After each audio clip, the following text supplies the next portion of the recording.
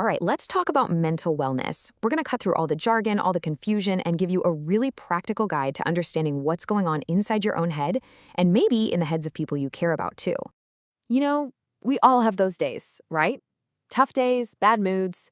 But how do you tell the difference between just a rough patch and something more? That's the big question we're tackling. So here's our game plan. We're going to start with the mental health spectrum, then we'll get into how to recognize the warning signs.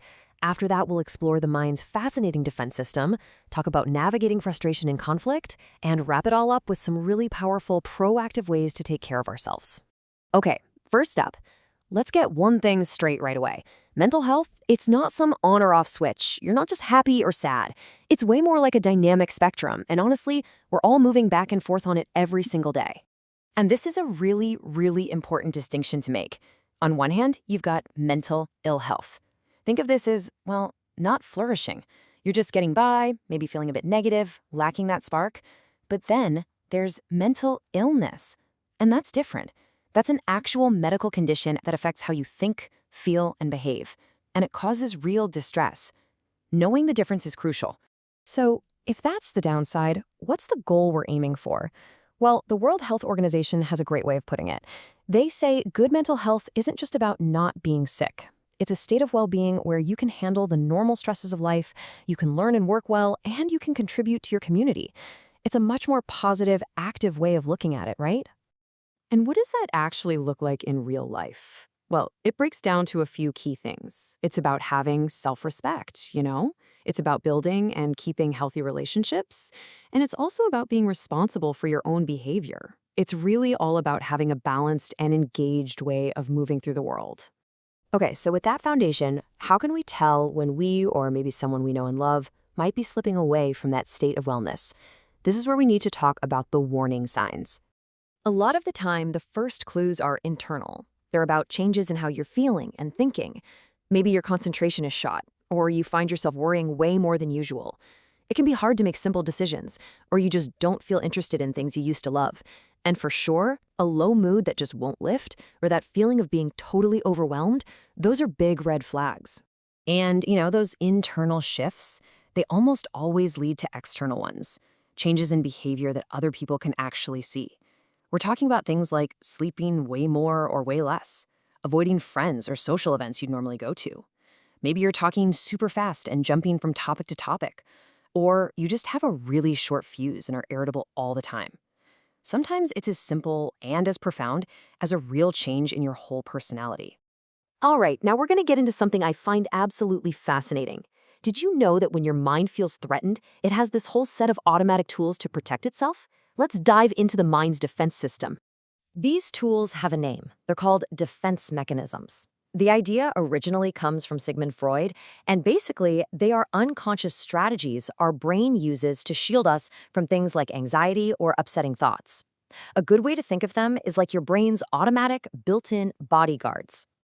So let's look at 4 of the most common ones. You've got denial, which is pretty straightforward. It's just refusing to accept what's really happening. Then there's projection. That's when you take your own unwanted feelings and kind of pin them on somebody else. Rationalization is a clever one. It's when you come up with a perfectly logical-sounding reason for your actions, even if it's not the real reason. And finally, displacement. This is when you redirect your negative feelings from the real source to a less threatening target. Let's make this more concrete. Take projection. Imagine a man who's actually really angry with his wife, but instead of dealing with that, he acts all loving, and then complains that she's the one who's angry at him. See what he did there? He's projected his own anger onto her so he doesn't have to face it himself. Or how about rationalization? This one happens all the time.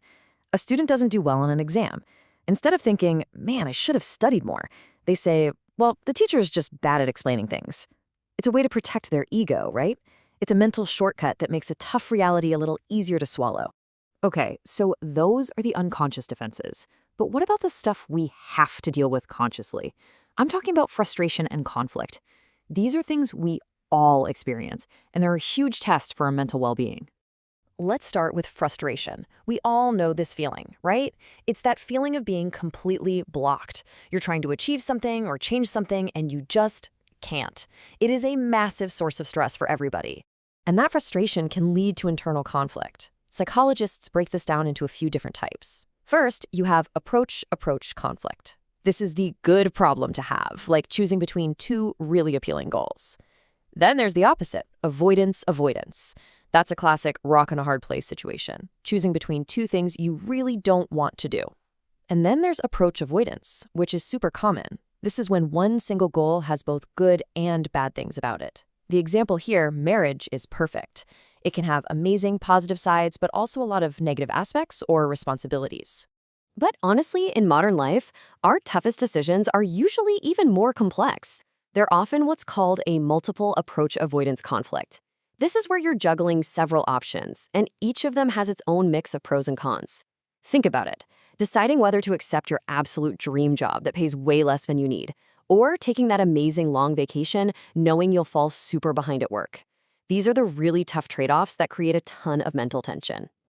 So when you think about all this stuff, the internal warning signs, the defense mechanisms, the daily frustrations, the big question is, what can we do about it? How can we be proactive? And that brings us to our final and I think most important section, how to build a real strategy for prevention and proactive care. In the world of public health, experts look at this in 3 levels. First, there's primary prevention. The whole goal here is to stop a mental disorder from ever even starting.